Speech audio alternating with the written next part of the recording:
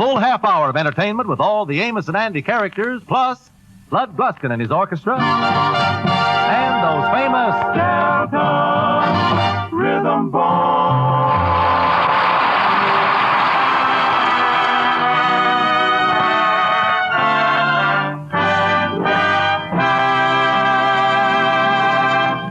Let's look in on the home of Mr. and Mrs. George Stevens, better known as the Kingfish and Sapphire.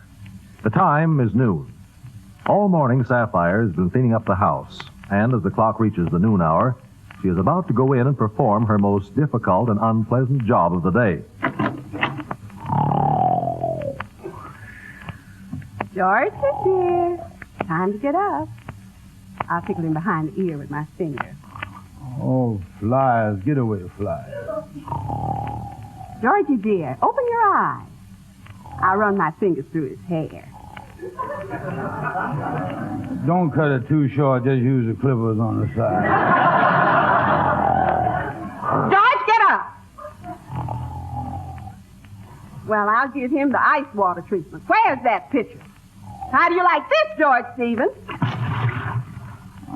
Coney Island, the water's fine. Come on in, everybody.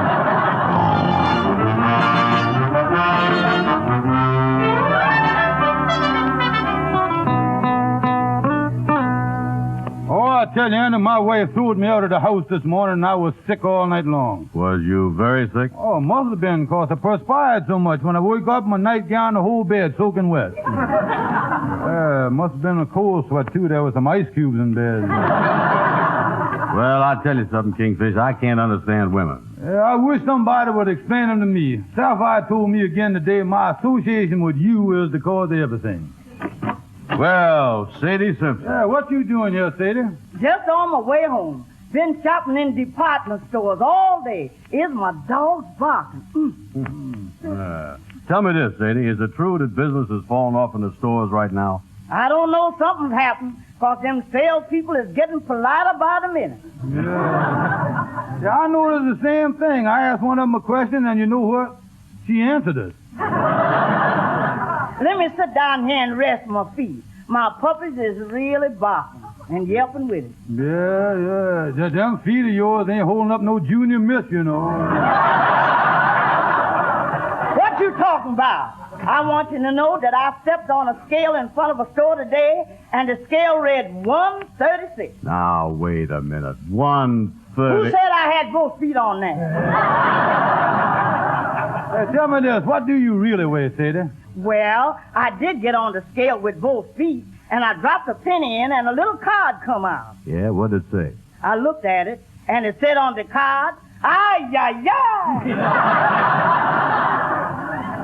Well, Sadie, did you hear the news?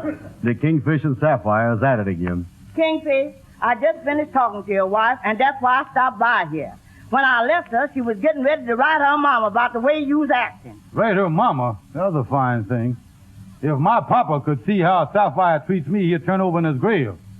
If he could see how she nags at me, he'd turn over in his grave. If he could hear how she always hollering at me, he'd turn over in his grave. What's the old man bird in, a revolving door? Well, I'll tell you one thing. It must be some way that they can get themselves straightened out. Look here. I got an idea. Uh-huh. There's a radio program on there that straightens out married couples that's having arguments. The man that does it is named John J. McGuire. Why don't you and Sapphire get on the radio and let the man straighten you all out? Oh, that's a great idea, yeah. Say, I'll get Sapphire to go on that program with me. Yeah, that's good. Tell me, Sadie, this program that helps with married life, do the advice straighten out married couples? Oh, sure. I know a couple that's been back 5 times.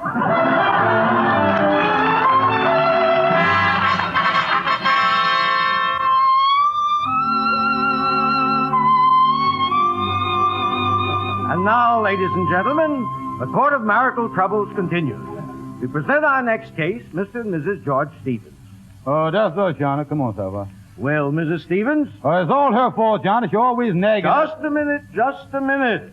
Let's let Mrs. Stevens speak first. No. Go ahead, Mrs. Stevens. What is your marital problem? Mr. McGuire, my husband is lazy. He's a loafer. He sleeps all the time, and he won't get a job. I can't get him to go to work. I'm busy working all the time. Well, maybe your trouble is a financial one. Now, Mr. Stevens, tell me, how much money is left on your weekly paycheck after the government deducts its withholding tax? After the government, when they start doing that? You say you have quite a few arguments? Yeah, but she's just like a mama. She argues all the time. Ah, now we're getting to the root of it. How soon after your marriage did your mother-in-law come to live with you? Well, I don't remember exactly, but I'm the only groom in the world that ever carried two women over the threshold. I know that. That's not true, Mr. McGuire. Your Honor, the man that said 3 on the match is bad luck ought to try 3 on the honeymoon once. And speaking of honeymoon, I never will forget, the hotel was crowded, so my wife and the mother slept at Niagara Falls, and I slept in Toronto. Mr. Stevens, your wife seems to blame you for this unhappiness in your household. That's a prefabrication. That's her fault. That's all her fault. George Stevens, you're nothing but a low-down... No names, please. No names on it. Mr. Stevens, I personally think that when it comes to being charming, you are decidedly inept. I'm not inept. I just inept as the next guy you met her. That's what I am. And another thing, he associates with a bum called Andy Brown, and he's getting more like Andy every day. I is not. I'll never be the bum that he is. I'm awfully sorry, but our radio time is up now. Yeah. Mr. and Mrs. Stevens, the sponsor of the Court of Marital Troubles, wishes me to present you with their product, this large-sized bottle of Supreme Aspirin. It's free. Here is a year's supply. Yeah, well, the way my wife nags at me, that'll be gone in a week. Well, thank you, Mr. and Mrs. Stevens. And now, ladies and gentlemen... Yeah, come on, Sapphire, let's get out of here. I'm going to tell you something. If I had a glass of water, I'd take 2 or 3 of these Supreme Aspirins right now. George, I done reached the end of my rope. Well, now, wait a minute. I honey. done stood all I can stand. George, this is the end. Oh, honey. I ain't fooling. George, I'm going home. I'm going to pack my things, and I'm going back to Mama. I'm through. Oh, honey. Now, listen, Sapphire. Can't we talk it over? Let's talk it over before you tell me you're through. Why can't we sit together and figure whether this is the right thing to do? I hate the thought of spending nights all alone, missing the thrill of nights that we've known. Can't we talk it over before it's over? Before you whisper goodbye forever, let's talk it over, dear.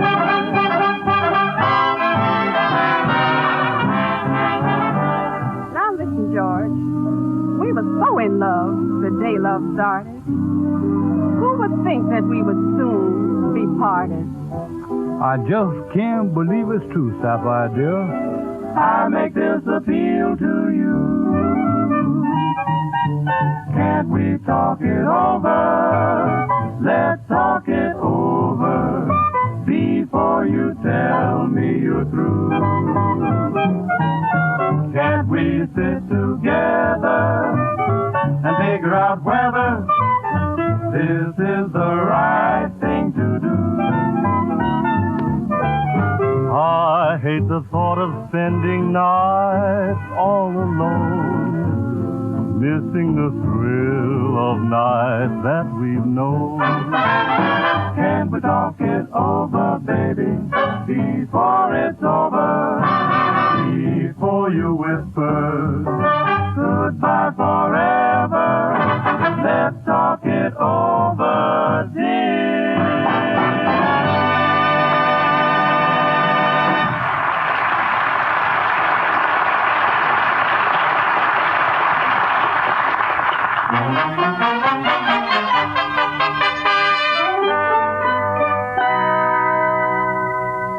Oh, I tell you, Henry, me and my wife ain't getting along at all. Well, all of us married couples has our little difficulties. Now, my wife has the distinction of possessing a rare combination. She's got a strong will and a stronger left jab. You got a little of it too, huh? Oh, yes. You know, I myself was forced to take out personal household collision insurance. Sure enough. And frankly, we just finished one of our little tete-a-tetes, and I don't feel any too Yeah, you want an aspirin, Henry? I got 5 left. Well, What seems to be your marital conglomeration, Kingfish? Well, my wife blames me blames all of it on my association with Andy. Mm-hmm. So I done promised her that I'm going to break up with Andy. And that's what I'm waiting for now. Well, if you've got to lose a friend, Andy's a good one to lose, as I know of. Oh, I'm going to tell him cold turkey that I don't want to see him no more, don't want to be with him, I don't want to talk to him, just busting up. Well, Andrew Brown. Just a stranger I want to see. Kingfish, I done been to see my lawyer. I'm going to sue you up one side and down the other. I heard that radio program last night. You said I was a bum. And my lawyers say I can sue you on the grounds of information of character. Now, wait a minute, Andy. How can you do a thing like that to a pal? I just telling Henry here, of all the people in the world that I love, won't be friends with, it's you. Yeah, we got to be lifelong buddies. Well, why'd you call me a bum? Oh, my lawyer tells me I can get you for slander. I can get you for libel. I'm taking you to court, Kingfish. Well, now, just a minute. There must be some illegitimate way of settling this out of court. You know, Andy, suing the Kingfish for what he's got doesn't promise very much. Yeah, suing me ain't gonna help you none, old pal. Partner deal, lifelong friend. But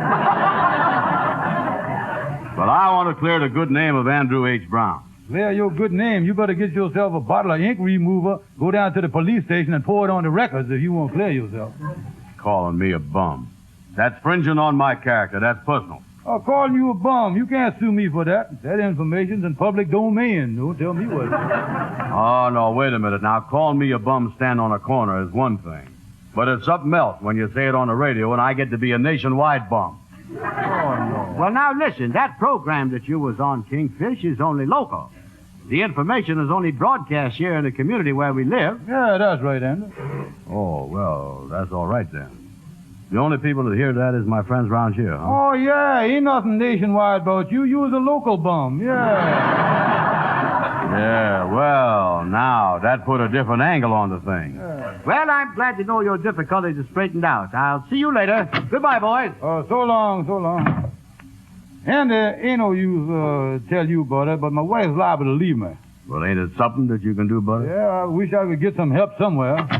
Well, hi, Shorty. Come in, Shorty. Well, look who's... I'm glad to see you. What's cook? Hiya, boys. Shorty, something is going to happen. The Kingfisher's wife is going to leave him. Oh, congratulations, Kingfish. Oh, no, wait a minute, Shorty. She nags at me. She argues with me. She beats me. But I don't want her to leave me. She beat you, and you don't want her to leave? Kingfish, you ought to be psychoalkalized. No, I tell you, Shorty, I was really worried about her leaving him. You know something? I was engaged to a gal once, and we were splitting her. And then she sent me a book for me to read so I would understand the woman's side of it. Oh, what was the name of the book? Miracles with Mink.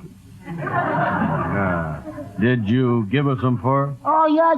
I sent her a fur scarf. Mink? No. Leopard? No. Bobcat? Close. Alley. Well, the Kingfish don't know what to do to keep his wife from leaving him, Shorty. Yeah, well, Kingfish, you ought to send your wife flowers. Flowers? But Shorty, she's still living. Oh, Kingfish, what you talking about? You got it all wrong. A husband don't have to wait till his wife is dead to send her flowers. He don't, huh? Oh, no, you can send them to her when she's sick in the hospital. Shorty, you has got an idea. I'm going to take her some flowers. I'll take her candy, too. I'll take her both of them at the same time. Oh, let's see. How can I get that money now? Well, I'll get that money some way, though. After that, you won't have a worry in the world. Well, there is one little thing that worries me, Shorty. My pal Andy here is mad with me because I said something about him on the radio. Oh, who listens to the radio? Nobody will hear that. That'll never be heard by a soul. Oh, good. So long, Shorty. So long, Kingfish. So long, Shorty. So long, bum.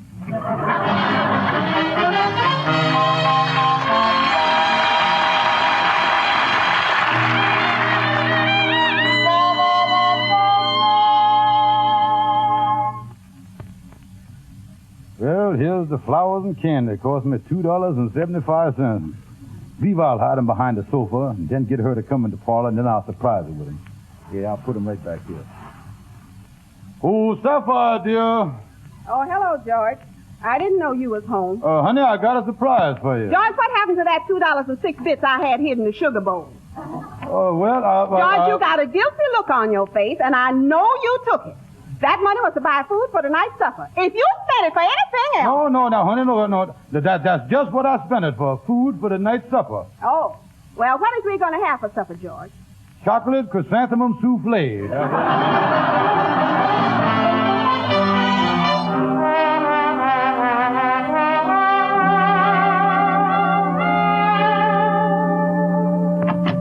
Well, come in, Gabby. Where you been? Yeah, ain't seen you for a couple of days. Oh, hello, Kingfish. Hi, Bum. Been on jury duty, boys. Jury duty. I've been on quite a jury, too. 11 women, and I was the only man. 11 women and you was the only man, huh? Yeah, and we was locked up all day. Yeah. How'd you like that jury duty, Gabby? Lovely. While you and the 11 women was locked up there, how did you decide the case? Is that what we're supposed to do in there? Listen, Gabby, the Kingfish and his wife is fighting again. Oh, I'm sorry to hear that. Sure, I'm sorry to hear that. Gabby, in your law work, you has done had a lot of experience with this kind of stuff. What is the best way for a husband and wife to keep from fighting? Well, one thing, Kingfish, tell your wife that when she gets mad at you, count up to 10. Just count up to 10, that's all. You think that'll do it, huh? Oh, you'll be perfectly safe. I will, huh? Yeah, but when she gets to 11, duck. Say, Gabby, look here. I gotta have happiness at home. My wife is at me all the time. How can we be happy? Not but one way to handle it, Kingfish. Not but one way. You has got to be the master of the house, the complete master. Sure enough. When a man goes in the cage with the lions, them lions can't know that he's scared of them. He's got to be the master. And you got to go home and be the master of your house. Speak right up, just like a lion tamer. Yeah, I'll go home like a lion tamer. I'll be the master. I'll let her know who's boss. Yeah, this might turn the trick. Gabby, this might do it.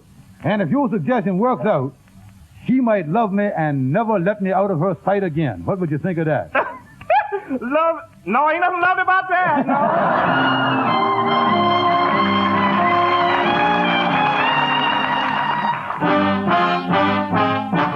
Hellfire, come here a minute. Hurry up. George, is you sick? I want you to know from now on that I is the master of this house. I is the lion tamer of this cage. And from now on, I want you, now wait a minute, honey. Put that vase down, honey. Don't do that. Ha, ha, ha. Silly boy.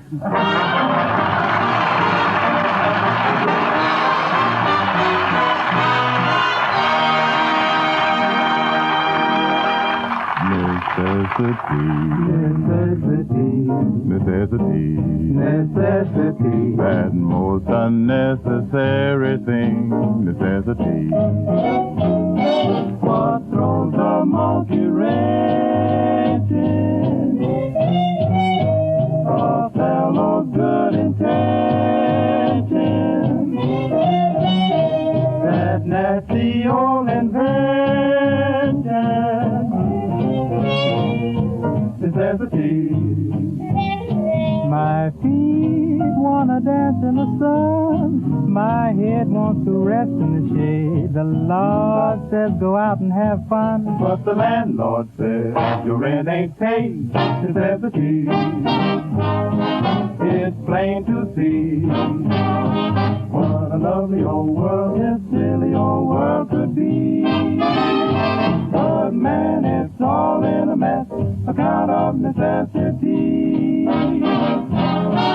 Account of necessity. Account of necessity. The jail would never been there, except for folks who sin there. Well, how did I get in there? Necessity. My feet wanna dance in the sun. My head wants to rest in the shade. The Lord says, go out and have fun. But the landlord says Your rent ain't paid. Necessity. That's the maximum that a minimum thing could be. But man, it's all in a mess. I must confess, there's nothing more than less unless. Brother Ender, it's that one word I've been telling you about, and that is necessity.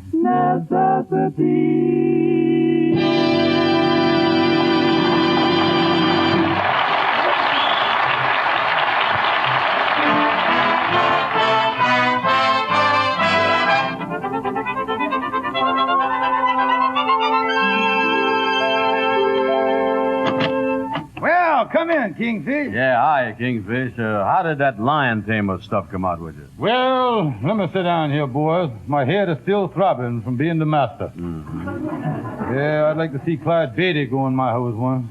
Yeah. Andy was telling me about this master stuff that you was going to try. Tell me this, Kingfish. What happened when you started that stuff? Well, she cracked me with a veer. Oh, I've been subconscious for the last 6 hours. That'll do it, all right. What's your next move? Well, boys, I've been thinking the thing over, so I went to my wife. I got her in the room, and I come up with my subconscious stuff. I said to her, I said, Sapphire, come here, I want to have a talk with you. Yeah. So we done had a heart-to-heart talk. We sit there on the side of the bed, and she herself is done worked out a plan. Yeah? Well, what is the plan, Kingfish? Yeah, what is the thing? She told me to go ahead for a few days, just like I was a single man, and see how I like that. She even told me to go ahead, call up some girl, take her out to supper. She said that might learn me to appreciate her. Well, I has heard of these marital vacations. Might be a good idea, and you'll care. Well, good luck to you. I gonna get on home, take my wife to a picture show. So long. So long, so long. He gonna take his wife to a picture show. He ain't got no fight in him at all, is it? Nah. Well, tell me this, Kingfish. What is you going to do about this marriage vacation? Oh, I'm going to do exactly what my wife said do. I'm going to call up a girl. She told me to do it. No fooling. Who you going to call? Yeah, I went down to the basement in my trunk, and I got out my little black book that I used to have, and here it is. Let's look in here. Wait a minute here now. Yeah. Oh, here's one right here. Andy, she is something. Mm-hmm. Oh, I remember how she used to smile. One of the prettiest girls in town. Well, here I go, son. Yeah.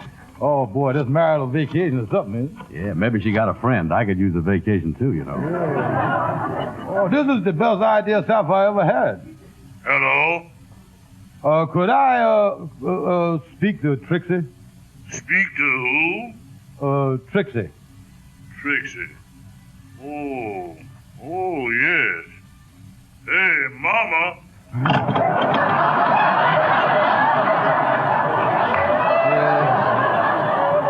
That's all. I gotta hang this thing up here. Yeah, well, what happened, Kingfish? Who answered the phone? Her baby.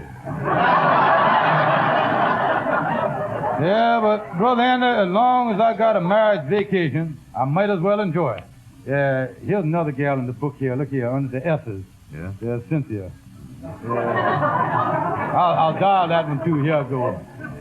If her baby answers this one and it's a girl, find out how old she is. Hello? Hello, Cynthia. Yes? Cynthia, this is an old friend of yours, George Stevens. George Stevens. George. Not stupid Stevens. Yep, that's me, yeah. Well, for goodness sake, yes, Stoop, I remember you with all that bushy hair. Do you still part your hair in the middle? Yeah, but the part is about 4 inches wider now.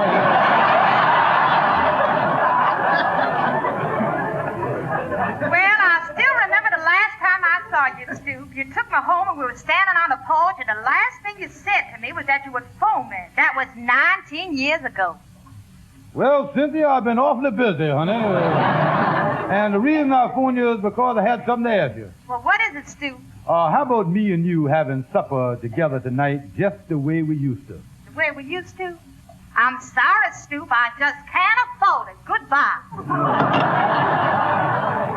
How'd you come out, Kingfish? Oh, she done developed into a tightwad. That's what she is. You gonna try some more? Oh, this marriage vacation ain't nothing, Andy. I don't know what I'm gonna do. Well, listen, Kingfish, I've been thinking about your trouble, and I talked to a friend of mine. He told me the name of a man, Professor Hotchkiss. He say he really does a great job in straightening out married couples' troubles. Jonah? Yeah, I got his name. Here it is right here on this piece of paper. Say here, write to Professor John Hotchkiss. And there's the post office box in Harlem. And I put down there, your marriage trouble solved. Andy, you give me an idea. Thank you, pal.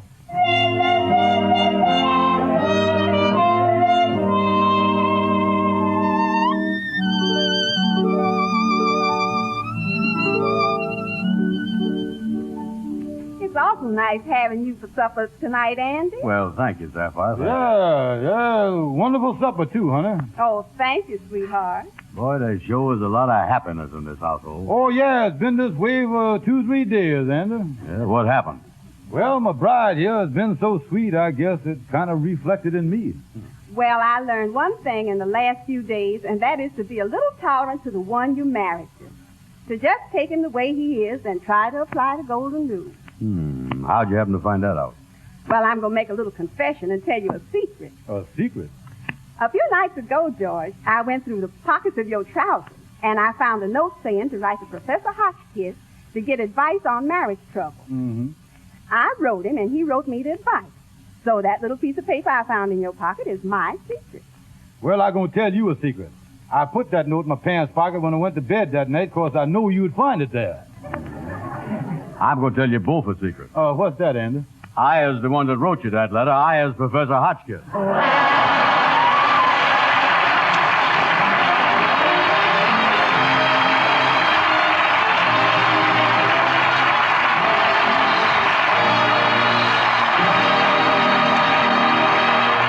Managua, Nicaragua is a beautiful town. You buy a hacienda for a few pesos down. You give it to the lady you are trying to win. But Papa doesn't let you come in.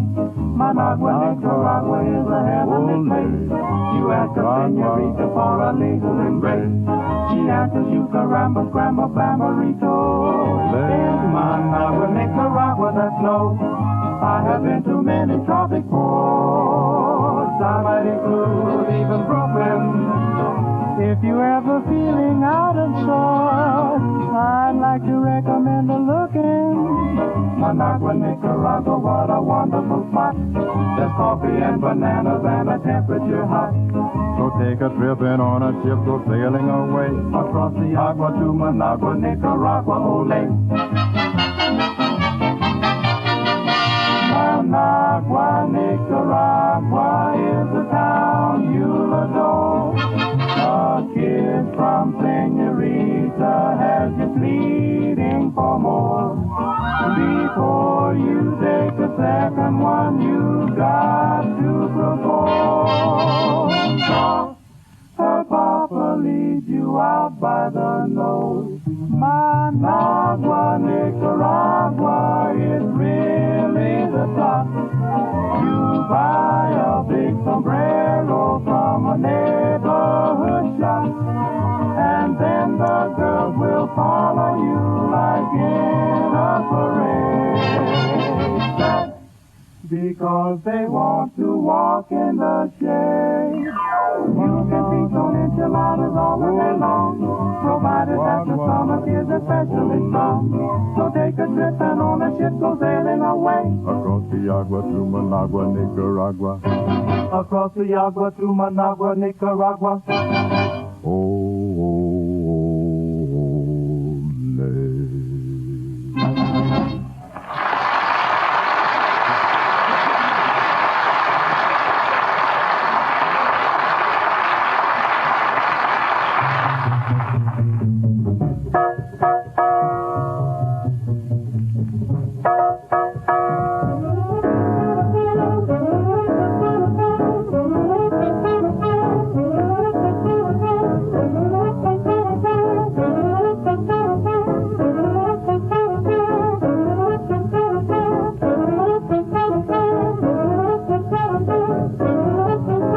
The Amos and Andy Show has come to you through the worldwide facilities of the United States Armed Forces Radio Service, the voice of information and education.